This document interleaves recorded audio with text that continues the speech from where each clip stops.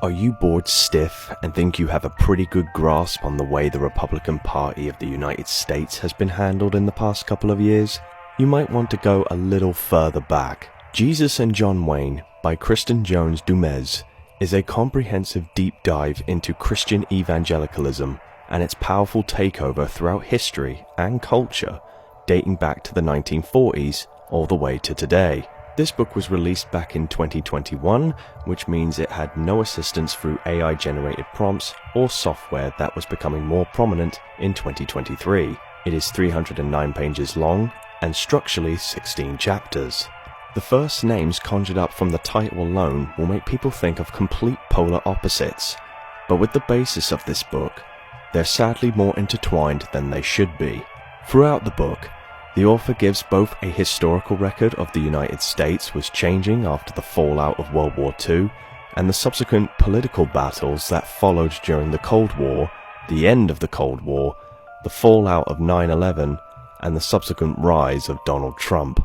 It's very informative with how small changes to the evangelical way of thinking of their Lord's message change to fit a more political agenda. Du Mez does well to make sure the names of influential individuals that are mentioned are remembered. This book doesn't suffer with some history books, where I find that there may be too many names and not enough context. Every name comes back in some way or another in every chapter. It's like for every new addition to the misogynistic traditional values type character, a predecessor and successor will always be there for comparison. Names to remember will be the likes of Billy Graham, Maribel Morgan, and Mark Driscoll.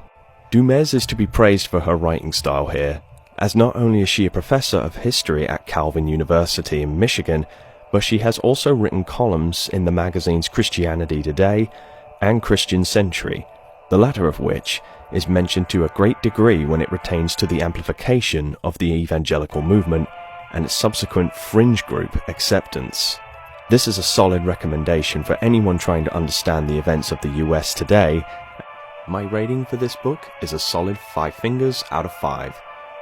I hope you're not bored stiff anymore. Come back again and we will have another fresh book on the coffin table.